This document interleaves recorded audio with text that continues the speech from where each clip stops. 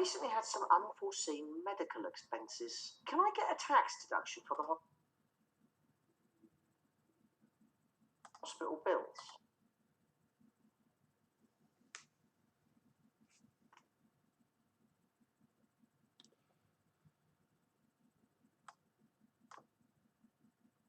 Well, good evening, my fellow resellers out there. This is something new I'm doing tonight. It is a late night reseller Q&A. Thanks for joining me. Positive Vibes is in the chat already, telling me all good. So that's awesome. And I appreciate you coming out. I was fooling around with this. As you can see, I kind of arranged some, like I have the chat here in the video, which is something I've really wanted to do for quite a while now, because every time somebody does a stream, they're talking about the chat, but later on when you watch the video, you don't know what they're talking about because you can't see it. But we're changing that right here, and I think I might be one of the first ones to actually do that.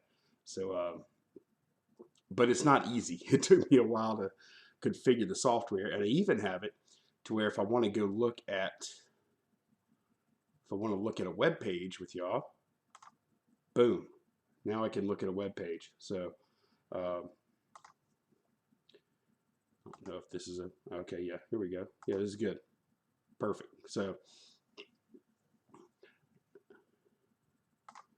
I'm gonna wait. Wesley's here too. Hey Wesley, how you doing, man? And the sound's good too, guys, because I've been having a little trouble with the mic. So I'm kind of using y'all as guinea pigs tonight.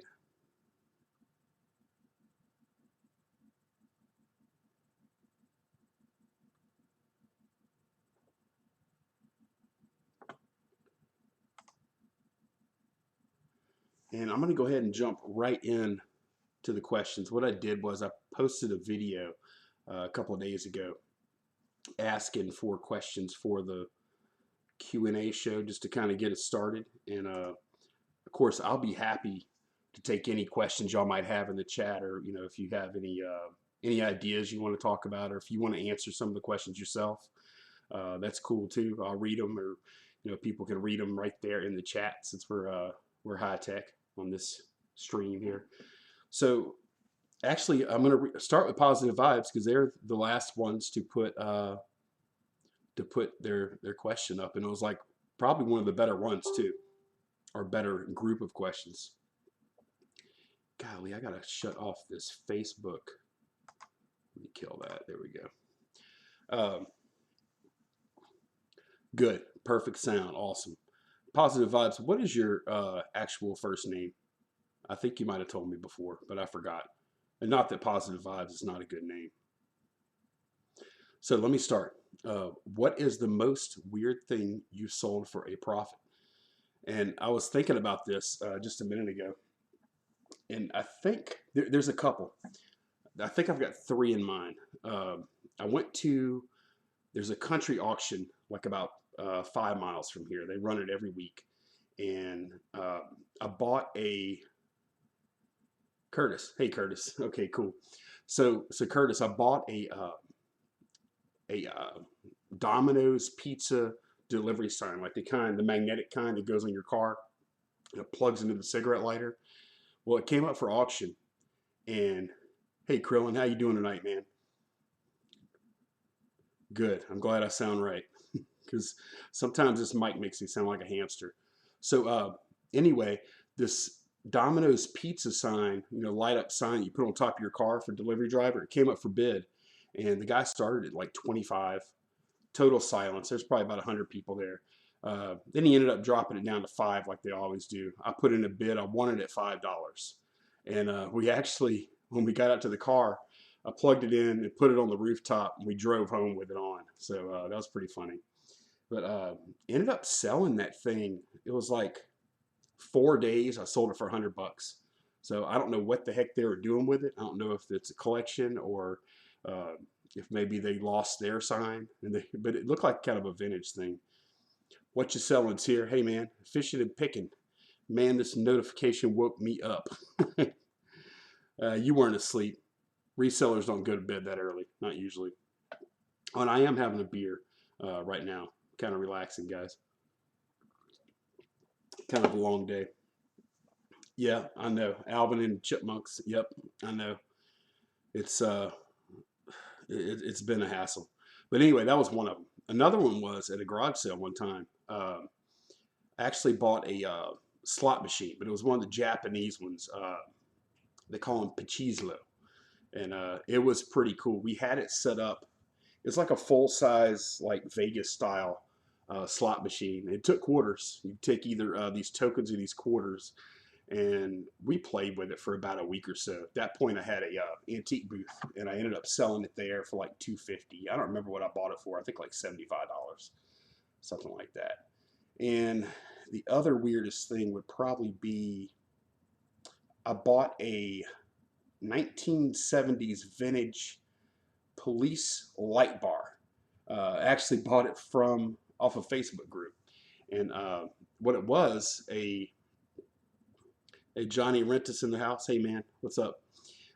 So what it was a snowball stand that was going out of business, and they had had it on top of their snowball stand for years, flashing to kind of attract attention. And I went and bought it for $20, plugged it in, tested it out, and it ended up the guy that bought it from me, it was on eBay. He messaged me, and he was from Texas. Said he was going to be driving through, and he wanted to come pick it up in person. So we did the deal in person, and he was supposed to be making a replica Roscoe P. Coltrane car, like from the Dukes of Hazzard, and he was going to use that light bar on it. So I wanted him to get in touch with me, and he never did, to see how that went. I don't know if he did it or not. So, and if y'all have any like really crazy things you bought, just tell me in the chat, and I'll read them out. And mine aren't really crazy, but that's the best I got. Okay, if I wasn't able to resell anymore, what else would you do for a living? Whew. Wow. I can't even picture not being able to resell again. But if I had to, I guess I would go back to, well, I was working for Apple right before this. I don't know if I could go back there or not. They may or may not take me. Before that, I was working for a casino. Actually, I was a poker dealer, poker room manager, and I hated that job. It was miserable. I guess I would do it short term if I had to until I found something else. I've got a pretty good technical background, electronics, and you know, from the military, so I could probably end up finding something in that field. I don't know, some kind of maintenance. You know, so a lot of the guys I work with there, they ended up, you know, working at plants. There's another guy that works for, can't remember the name of the company, but they do like the like medical equipment, like the MRI machines. I can't remember the name, but he does maintenance on that. It's a good job. So I mean, I could probably get into a field like that after some time, but I would probably need a stopgap job in between while I was looking for a new job. So I mean, I would deliver pizzas or whatever I had to do at that point, but I think I'd probably end up in some kind of tech job of some sort. Krillin says he picked a police shirt, new old stock. Thought it was a vintage work shirt. I'm a little nervous to put it on eBay. Krillin, you know, I bought some what I thought were vintage badges one time, and I didn't really know the policy. I threw them up on eBay, and it took, I think, less than an hour for them to take them down and you know, give me a very stern warning. So I know that the police stuff, I mean, if it's truly vintage, I don't know how you prove that to them. I don't know how they know it's vintage, or if it has to have a certain look. I mean, they certainly wouldn't want anybody to, you know, pull somebody over, I guess, or impersonate a cop or whatever. I don't know. I don't know, man. Yeah, I wouldn't put it on eBay, I don't think. I think I would just sell it like, I mean, Craigslist, I don't think you would bring the money. I don't know where else you could sell it. 60s? Well, it may look vintage enough. So, and What You Selling says you could manage a nonprofit thrift shop. You know what? I've actually thought about brick and mortar, although I wouldn't want the overhead. Watching Pete, Craigslist Hunter, he when you watch him a little bit, he really makes you want to have brick and mortar because all the cool stuff he has coming in the door. Let's see. What is the most you've had to pay for shipping an item? Well, I shipped that robot to India, but I didn't pay for it. I don't even know how much it cost because it went on the guy's DHL account. The most I've paid. Well, one of the other robots out of that lot was really big, and I think it was like 80 something dollars. Um, I think that was the most. I mean, I've done like 50s and 60s quite a few times, shipping like stereo equipment. But once it gets above that, it becomes kind of not feasible. Uh, Krillin says, funny, I think he's still talking about the uniform. Funny story, it didn't have buttons, so I called my friend who was retired. He said that it was for the brass studs. Ah, okay, cool. So, so yeah, I think, probably like 50 to 80 bucks in this stereo equipment or a robot. If I had to move to another country to resell, which would it be? Okay, that's easy because I watch quite a few guys in the UK that are YouTube resellers. Nick Hill, Zahir Malik, Ads, Carolyn, Miss M. There's quite a few. I'm going to forget a bunch. There's another guy named Tom. I mean, if you guys ever check out the UK resellers, they're really a nice bunch. They're a pretty tight knit group. They're so yeah, the UK for sure. I think it would be the easiest transition. And there's Brian the Oak Picker. That's so hard to say. What's up, Lonnie? I'm wiped out. Yeah, I know, man. It's late. I'm doing it late because I have the kids to bed. The wife just went to bed. It's quiet. Kind of winding down. I wish I could do it earlier, but I just couldn't. And thank you, Brian. He said he gave a thumbs up. So that's awesome, man. I'll talk to you later, man. Thanks for checking up on me when I wasn't online all those months. I think you checked on me a couple of times. And look, there's Kurt, Lonnie Live. Kurt, that kind of brings something up to me that I wanted to ask you guys. I want to do a weekly show like this, and maybe have like guests too, because I think it might get old, just me talking. But I would love to know what I should call the show. And I guess we'd have to know more of the topic, but if y'all have any ideas for a Lonnie or a Garage Flips type show, let me know if you have anything really catchy. So, yeah, the UK. And what is one realistic thing you haven't found yet that you hope to? Okay, realistically, I would love to find a complete working, mint condition Apple II with disk drive and everything, monitor, everything running perfectly. I've never found an Apple II computer at a garage sale, and I would love to. I would be on cloud 9. I would be beaming. That's what I want, and I think it's realistic. I think it's possible. Old vintage computer equipment, I don't see it very often. Like, I've never even found a Commodore 64, and there were millions and millions and millions of those. And we have Darwin Fuqua in the chat. Hey guys, hey Darwin, good evening, man. Glad you could join us on this late night. Okay, what was your experience first like starting out a YouTube channel? Well, I'll tell you what, if y'all ever want to start out a YouTube channel, and Kurt can tell you this because he's got a YouTube channel, Chicago Crown Hustler, it is tough at first. Number one, hey, look, it's Dwayne. Hey, Mothership Products, how you doing tonight, man? Dwayne, how do you like the fact that we're going to have the chat on the video later? How cool is that? You got to give a thumbs up for that, Dwayne, because I think I might be innovating in the reseller space with that. Late night with Lonnie. I like that. I like that. Because I like the late night because I'm not bumping in any other shows for sure, and I know all you guys stay up late. Krillin's coming with a tip for shipping stereos and big boxes here in a minute. What was I saying? Oh, whenever you first start a YouTube channel, you're acting like all these people are going to be watching it, and you're making this production. But the fact is, once you upload it, you're probably going to get about 4 views, and one of them is going to be you, and one of them might be your mother if you told her about it. The other 2 are going to be random. Um, it's really difficult at first. And also another thing I can tell you is that when you first get on camera, you think it's going to be easy, but when I first did it, I would do my intro and I would end up redoing that intro probably 9, 10 times. It was so nerve-wracking, and every time I talked, I felt like I was just sounding stupid.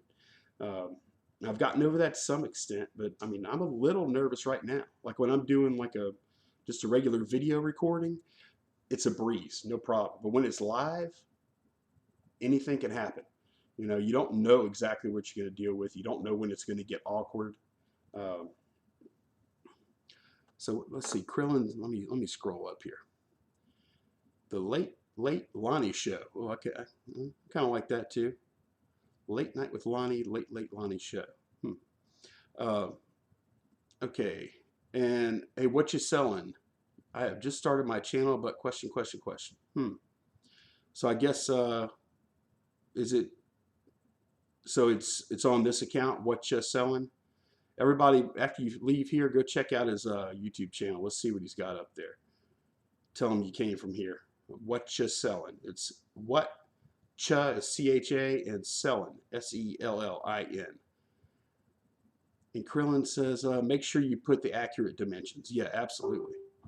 Not just the weight, accurate dimension, prices change. Yeah, you run into dimensional weight, especially if you have something that's big but not real heavy. You're going to run into dimensional weight. What you selling? I have not shown my face yet in any of my vids. Don't be nervous. It's just us, says Dwayne. Yeah, what you selling? I mean, that's why people want to see your face, man. Like, um, they want the information, but really, I think it's all about the person. Like, if you guys didn't like me, you wouldn't be watching this no matter what I was saying, right?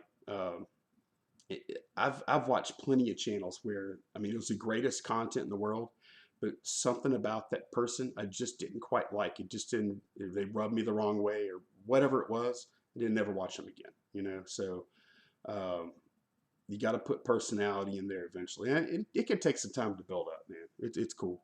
But yeah, I'll go check your channel out after this. As a matter of fact, let me cut over to my other window. Boom. Let's see. Did it work? Yeah, here we go. Okay, let me cut over here and we will take a quick look at What You Selling's YouTube channel and see how many, wait, let me spelling that wrong. Y'all want to watch What Does the Fox Say? Because that came up in the autocomplete. What You Selling? Here we go. Oh, I like the graphics. That's cool. Videos. Sourcing a tree. My edited video, an image 6752. Some of your titles might need a little work, but here, this is exactly what I was talking about. When you first start a channel, you're going to end up with, look, 5 views, 4 views, 4 views, 14 views. And it's really hard, and it can be hard to get a break. You know, go into, once you feel comfortable, go into the Reseller Society Facebook group. They're happy. They're happy to, you know, have good content there, you know, good educational type content, not spammy stuff. But I'll always post my links there, and it helps. And then once you start, you know, interacting with some other people in the you know, YouTube reseller community, they'll help foster you along. I had Pete, Craigslist Hunter. He recommended my channel one night. Got me like 150 subs right away, right from the start. That helped a bunch. I went on Nick Hill's channel in the UK. That got me like another 100. So Dwayne is asking, are you from Louisiana originally? Yes, I am. I was born and raised Baton Rouge. And I'm currently about 5 minutes away from Baton Rouge, Dwayne. And what you selling, if you ever hit me up on PM, man, if you ever need any help, or if you want some tips, or, you know, want to bounce something off of me, just let me know, man, because I'm all about helping new YouTubers, because I love YouTube. It is so much fun. Yeah, that's what it's like. That's what it's like. It's tough. I think, you know, probably there's a lot of people that start YouTube channels and they make like 2 or 3 videos and that's it because nobody ever watched. All right. Okay, this is Chelsea. Chelsea's in the UK. And let me go back to the chat real quick. And let's see. Wait, somebody just asked me something here. Gerardo or Gerardo. Is it silent? I don't want to mess it up. Gerardo. I'm going to say it's Gerardo. Um, are hit? Are you? Am I hitting the yard sales tomorrow? Yes, I am. I've got a list somewhere. Oh, it's over there. I've only got like 8, which ain't bad for early Feb. So I'm going to hit some tomorrow. I'm going to film a little bit tomorrow, and then hopefully I'll hit a few more on Saturday. And I'm looking for home runs right now because I got a bunch of little crap. I don't need any more of that. Also, what am I getting here? What? Oh, that's my wife texting me. I might be too loud. So Gerardo, is that silent? And Krillin says, if it wasn't for Pete, I wouldn't have found you. That's right. I don't diminish that either. What you selling? I'm coming from Mardi Gras and to sell in Homa. Okay, cool. G is like an H in Gerardo. Okay, Gerardo. Well, are you sure, Krillin? I mean, do you know that for a fact? I mean, I know it could be. Okay, anyway. Chelsea is a UK reseller. I know them pretty well. Time is awkward to watch live, but certainly we'll see the recording. Have you a reselling bucket list? If so, what is the #1 thing on it? And I already answered that with the Apple II answer. And I'm going to go ahead and stick with that. I love any kind of vintage computing gear. I would prefer, obviously, to get an Apple One, but those are really hard to come by. So I'll settle for an Apple II. Like most UK resellers, I would love to find the board game Hero Quest. Gerardo says he has over 200 yard sale listings tomorrow. Where the heck is that? It's not in the Northeast. I mean, it must be, is it Los Angeles? Is that what it is? It's got to be Los Angeles. It's got to be LA. I mean, I'm thinking Arizona, New Mexico, but those aren't big enough to have 200 yard sales. It's LA. Got to be. I'll wait. So, like most UK resellers, I would love to find the board game Hero Quest, certainly for the value, but also for nostalgia. And that's the reason I want to find that Apple II out in the wild. Trust me, we speak Spanish here, not like the rebels in the reselling groups. I took 4 years of Spanish in high school, and I took a couple of years in college too. So I'm familiar, but so I guess it would be like Geraldo, right? I mean, that's a Phoenix, Arizona. Okay, huh? 200 of them. Wow. Okay, cool. What? Okay.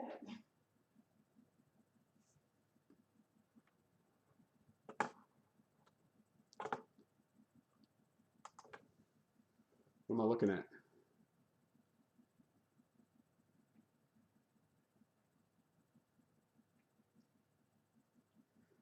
Hang on one sec, guys. My wife is trying to source for me.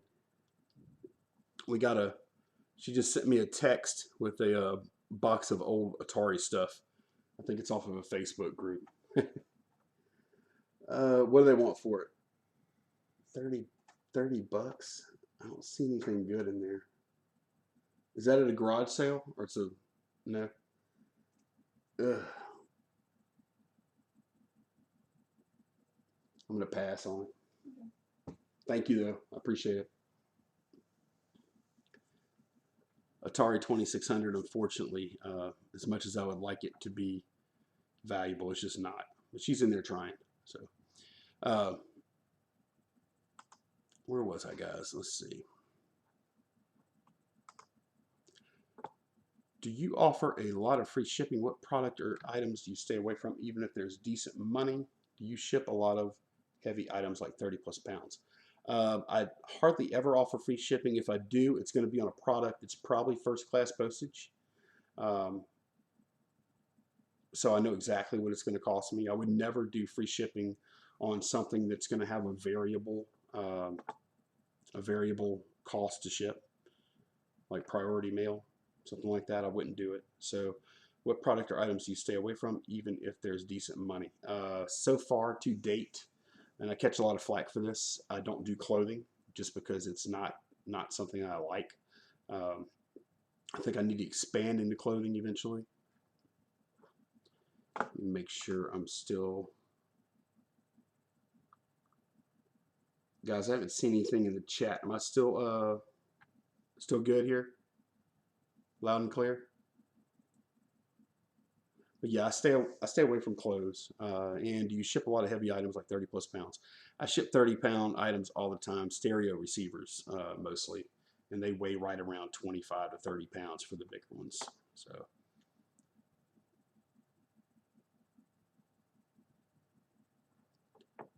let me check this stream out. Okay, cool. It looks like we're still good. Okay, thank you. All right, so let's see. Tony said I'd say it's 101. He was helping me out with a Tony was helping me out with a Game Boy Advance. I didn't know if it was a AGS 101 or 001, and he said it's a 101. Does my family help? Dwayne, my daughter goes out with me. My younger daughter goes out with me just about every time. My wife goes out with me probably about half the time for garage sales, which is pretty cool. I mean, they help me. Well, my wife helps me source a lot. Like she'll hit one side, I'll hit another. So we're kind of doing double duty. She knows what I'm looking for. And my daughter kind of helps me out because that kind of softens them up when I pull up and cute little 8-year-old girl with her little purse, jumps out and starts going around negotiating. They're so enamored with her, I could do whatever I want. So they help. And like my wife, she looks at Facebook groups and stuff like that for me all the time. She finds stuff all the time. Like my clean out guy connection. She's the one that initially found that because he was selling some video games on Facebook. So they do help. Gerardo wants to know if we have any Goodwill bin stores. No, we don't. We have Goodwill retail stores, but the closest bin store or outlet is like hundreds of miles away from here somehow. I don't know how. I would think they would have one in Baton Rouge, but they just don't.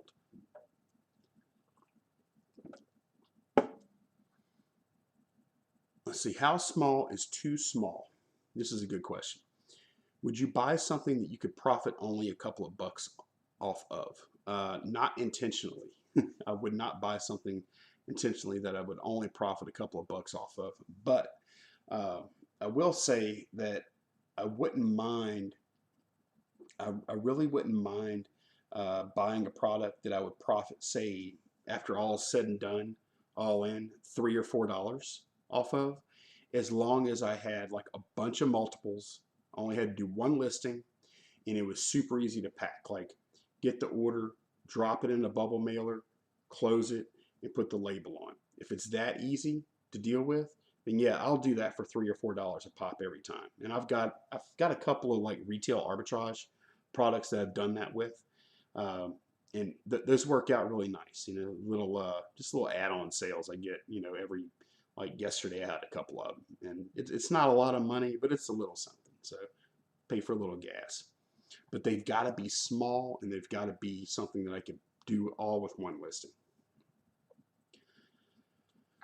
Dwayne wants to know who I consider as a mentor. Well, my good friend Seth, he is a fellow entrepreneur. He's a mentor. He was my boss at Apple. He is definitely one of my mentors. I also would consider, a lot of the people on YouTube mentors, because I didn't know, whenever I first started reselling, guys, I didn't really know much about it at all. I'd never been to a garage sale before about 2.5, 3 years ago. So I would say Seth and all the guys on YouTube that I was watching at the time. It was Golden Finger Picker. It was Pete, Craigslist Hunter. Um, it was Nick Hills. I've been watching him for years. All these people, and they all bring a little something different. You know, they all specialize in different things. I watch a lot of video game YouTubers also. Kind of keeps me in the loop there. I listen to a video game podcast called the CU Podcast, and you know, that kind of keeps me up in that sector, the video game sector, which is one of my more profitable ones. So I don't have that many like living, breathing, right here kind of mentors, but that's them. The guy that was on Goldfinger channel said you don't want to buy and sell on Facebook groups, only do one or the other because people call you out. Agree. Yes, I do. I've seen people get called out and it can ruin their reputations. Krillin, for the most part, I don't like to buy and sell on the same platform. Like I don't ever source off of eBay to sell on eBay, not because there's a problem with it. I just don't do it. I know there's opportunities out there. I haven't been able to find too many of them. But yeah, definitely don't want to do that on Facebook groups. Those people are very, very mean and spiteful if you cross them. So, and the word travels quick.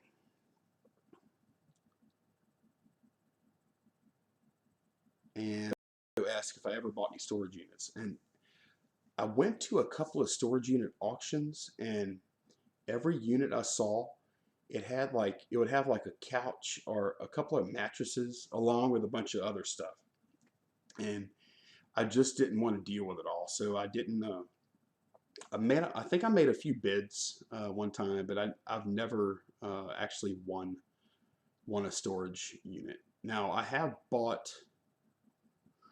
stuff out of plenty of storage units, but I've never bought like an entire storage unit before. I just don't have the space to process that kind of stuff, or the manpower, or I think if I did get into the storage unit game, I would probably want to have some kind of brick and mortar thing. I guess you could move a lot of that stuff on Craigslist and Facebook, or OfferUp, Let Go, all that, but man, talking about some work.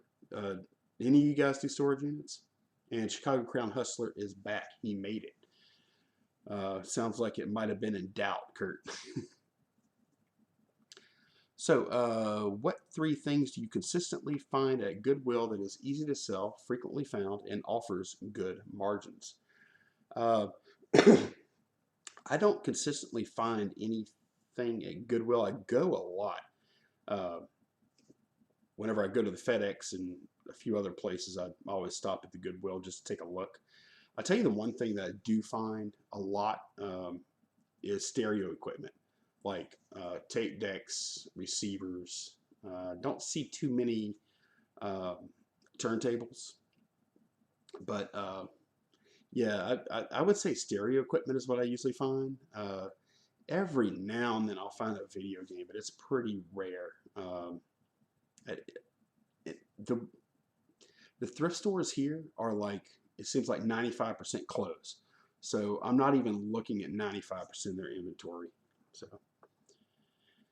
and then Dwayne says, how is the house coming along? All done? No, I'm not. I've actually got some kitchen cabinets over here that I need to finish. We needed we didn't measure correctly when we ordered the cabinets. So we ended up putting a little spice pull-out drawer that was going to kind of make up the difference. We had to order it. So it just came in today. So tomorrow I'll be putting the cabinets in. Let's see, what else we got? Gerardo says, do you sell on any local platforms? And then Krillin says, related, how familiar are you with the local pickup sites like OfferUp? Do you know the specific differences between those apps and sites? Well, I have OfferUp and Let Go on my phone here. And I've looked at OfferUp. I've never actually bought anything or sold anything there. I bought quite a few things off of Let Go. I don't know why. I just found more there. I do not know about the differences between them. So how often you hit thrift stores, I would say like maybe once or twice a week on average. Probably once a week on average. I'll just stop in, look around real quick, take off. What you selling says, question. Every summer the school district warehouse has sales tons of computers. Do you have these? We actually do. We have it's actually once a month. The state of Louisiana has a surplus auction. And that's actually how I got started part-time in eBay, part-time on eBay back in like 2002, probably, something like that. I'd sold before, but not heavy. I would actually buy pallets of computers and test them out, put operating systems on them sometimes, check them out and everything, and then resell them. And I do. I guess you're talking about the computers too, right, Dwayne? So anyway, I had a UPS account back then, and they did a daily pickup, and I would have these huge ass boxes, full of these tower computers. But I mean, it was cool. I had a nice little workshop and everything, and then the competition just got too heavy at the auctions. The prices got bid up too high. I mean, I was buying like, you buy a pallet and you'd have like 20 computers on it, tower computers. And this is back when there was like a Pentium, probably 2s, Pentium 3s if you were lucky, So those were tough to work with. And Walking Picker is here. Gerardo asks, Lonnie, do you ever dumpster dive? I've tried a couple times. The only time I really got anything out of a dumpster though was I had to ship a guitar, and I dumpster dived behind a Guitar Center, and I got a guitar box to ship it in. So what you're selling says, thanks, you are a wealth of info. I don't know about that. I'm just that's one thing I've been meaning to do a video about, is like I don't want to present myself as an expert, because I don't think I am. I think there's a lot of people that are better than me in a lot of areas, but I like to just use this to just relate my experiences, what I go through. And I screw up a lot. I know a lot of stuff too, it's true, but I screw up a lot too, and I try and show that on here. Let's see, Dwayne says, we have a public surplus auction site. Many states do publicsurplus.com. Oh, okay. We actually, well, it's been probably 6 months or so since I've been, but ours is actually done on site in this huge, hot warehouse. They have an outside company come in and do it. It's pretty good. I mean, talk about a ton of people show up. Okay.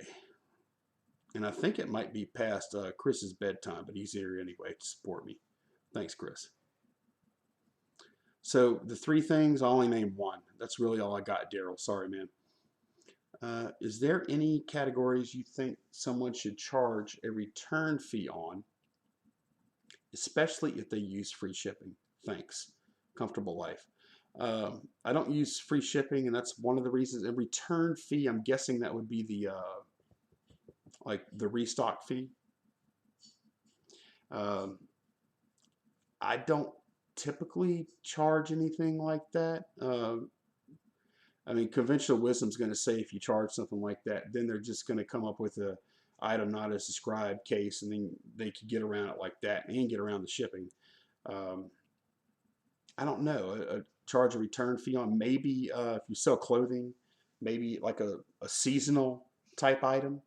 If it's something that's not really going to have value till the next year, like maybe a Halloween costume, maybe you would charge. I'm not really sure. That's not a very good answer, but that's all I got. Gerardo says, what's the worst purchase you have ever made and lost money on? Man, I tell you what, I don't have a specific thing, Gerardo, but I usually buy stuff so cheap that losing money isn't the issue. The thing that I'll lose the most on bad buys is my time. Like if I buy a bunch of baseball cards, or Pokemon cards or magazines or comics, or something I don't really know a lot about, and I end up investing a ton of time sorting it all out, taking pictures, arranging it, organizing all that, and then it doesn't sell or it doesn't sell for much. I'm always going to get my money back pretty much, but I wasted all that time, and that time can be more valuable than the money. That is, and Chris says that is where experience and knowledge comes from, is messing up. Yeah, that's the most expensive experience and knowledge anyway, is from messing up. We try and avoid it, but we all do it. Just try not to make the same mistake twice, right? And Dwayne says, in that case, I'm a genius. What you selling says, excuse me, I bought a complete Cessna flight simulator at the Duval County warehouse sale for $500, flipped it for $3,100, took 3 U-Hauls. Wow, that is a deal. That is a deal, my friend. I like that. 3 U-Hauls. So it's actually the whole, like, you get in like the fuselage build up and have the real control panel and everything. Is that right? That is so cool. Man, I don't know. I don't know if I would have taken that on or not. You're a brave man. You earned, you know what? You made 2,600, but you earned it. You earned it on that one, my friend. Wow, that's impressive. Do you have pictures of that? If that is that on your channel? If it's not, it totally should be, because that's like one of the best stories I've heard. Okay. Good used goods. That is Jory. He's a Canadian reseller friend of mine. He's got a good YouTube channel too. Yep, all there. Huh. So Jory says, I love the live shows. It's fun interacting. Here is a question. How do you stay motivated when maybe feeling burnt out from reselling? Do you take a break or just struggle through it? How do you not overwork yourself? My biggest issue. I tell you one thing that helps is this right here. This helps. Um, like even if I don't, like some mornings, I might not feel like tomorrow morning, I might not feel like going out. You know, knowing that I want to come on YouTube and show y'all all the cool stuff I found, that's a little extra incentive, really. And when I'm feeling kind of down, it helps me to watch other YouTubers that have the same struggles, or talk to people in the Reseller Society, or hear from people like on Chris's show. I mean, everybody has stories about when they're struggling and they don't mind sharing. So I know all those guys are in the same boat. I think that's a reason why the reseller YouTube community is so strong, is because we need that community so bad. Um, a lot of times we don't have people around that understand what we're doing.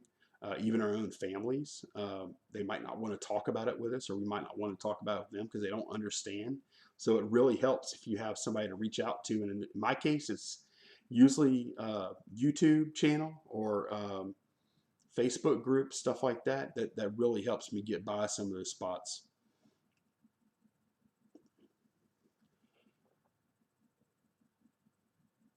Okay, and not on my channel, but thank you. I will start pulling photos. Yeah, you need to, man. That's going to be a good video. Or you might want to wait till you have a little more subscriber base. And Dwayne says, do you only do it for the money, or is there another reason? And Dwayne, what are you talking about exactly? Are you talking about reselling? Are you talking about YouTube? I guess the answer is no to both. I mean, I did a video the other day about, why I like reselling. And mostly I came up with the freedom in adventure, which I think we can all kind of share a common thread there. And, YouTube, I love reaching out. I love talking to you guys.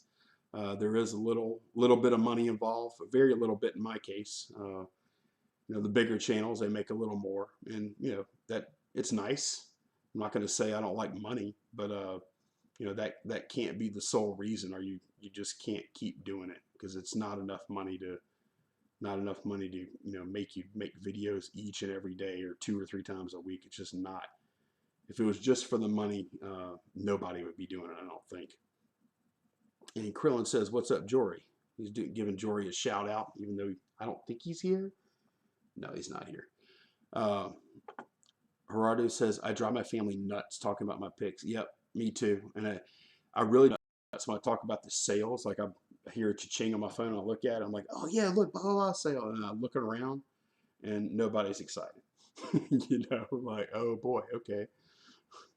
Nobody cheered for me when I went and worked my 9 to 5 today, right? Krillin says, I don't feel like going out tomorrow. We have a foot of snow outside. Move. If I had a foot of snow outside my door, I would move. Dwayne says reselling. Yep. I mean, I do it for the money for sure. And I would love to get rich doing it. I love money. I do. I like money a lot. But I mean, I like the freedom. I like working for myself. I like adventure. I like the stuff that I find. I like geeking out on the really cool stuff. You know, that's what I do it for. And Gerardo says, hey, Lonnie, you notice the inventory is more scarce since the flood. Yeah, I mean, I live in a nearby community next to Baton Rouge called Denham Springs. And I would, at least 80% of the house is flooded here. So there's really not much to source here. Before, uh, there would probably be in prime time, there would probably be about 20 garage sales in Denham Springs. We got about 12,000 people here. I would imagine there might be 5, and I'm probably not even going to go to them. I'm probably going to drive into Baton Rouge where the flooding wasn't as bad. Because if you buy stuff out here, you don't know if it got wet or not. So it's hard to trust anything after a flood in an area. You don't, you're always wondering, did this get wet? Did that get wet? So I mean, it definitely makes it a little more challenging. I'm sure it's going to cut down on the volume, but that's fine. I can manage. I can drive to Baton Rouge. Baton Rouge is pretty big. And Chicago Crown Hustler says, what's next? What niche are you interested in getting into? To be honest, I don't know.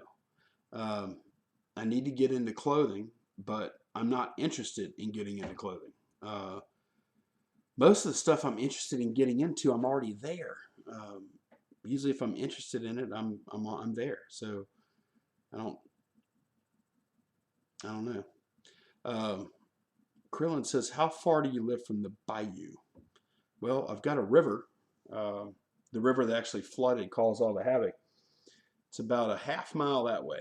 Uh, so pretty close. He was born on the bayou. Yeah. My grandfather lived on the bayou, and I would take the little bateau out and go fishing. I took it all around. What percentage of your finds do you end up keeping for yourself? Very little, 1%. I mean, sometimes I'll keep a computer if we need one. Um, I think I gave my wife a pair of sunglasses one time.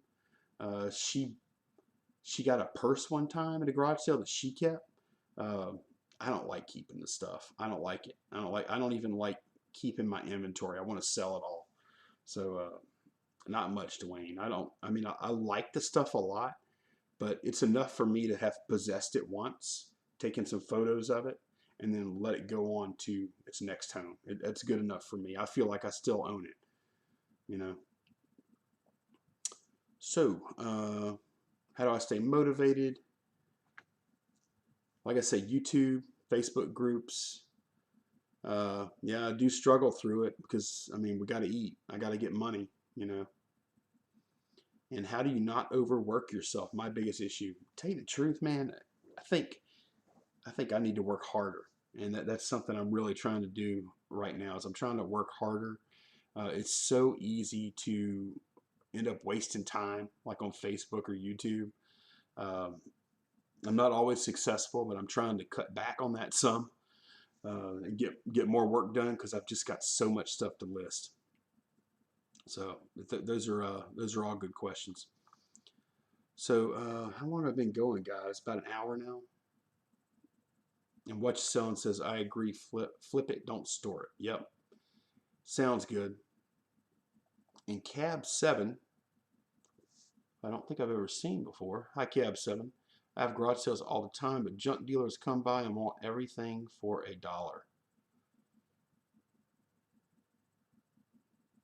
And Gerardo says, how long does your inventory sit before you must get rid of it? Well, I've got a storage unit, so I don't have to get rid of it. Uh, I don't know, like, why must I get rid of it? I mean, I really want things to move. I would say once something doesn't move for about a month, I'm really looking to liquidate that item, even if I have to lose some money on it, just to get it out of my life and move on, unless it's something extra special that's just looking for that, just the right buyer. Okay, Kurt says, what's the biggest challenge you face coming back to reselling? Uh, Probably, I would say, Kurt, just the fact that I still have some stuff to do on the house. Um, so I still have to split time, but I don't know. I don't know if I really have a challenge. I mean, I'm really embracing coming back to reselling. To tell you the truth, I missed it so much, man.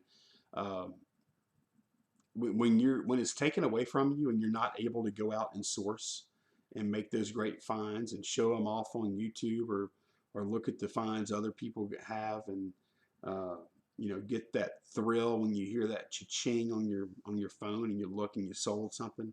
I didn't have any of that, the stuff I love for a long time, 5 6 months. So by the time I actually got back into it, I mean, I've just embraced it, man. It's not challenging at all. It's just I love to do it. Krillin says, I know you hate clothes, and anytime somebody says that, it's always followed by, but you should keep looking out for vintage shirts like rock concert shirts. Yep, I've been looking on Facebook groups lately. Some guy sold some vintage t-shirt for like $459. I think it might have been a motorcycle thing there. There might be a lot of musical stuff near New Orleans. Yeah, I should flip through the t-shirts. And I do sometimes. I flip through the shirts. So, and Poplar Picker, let's see. Oh, wait, no, I've already.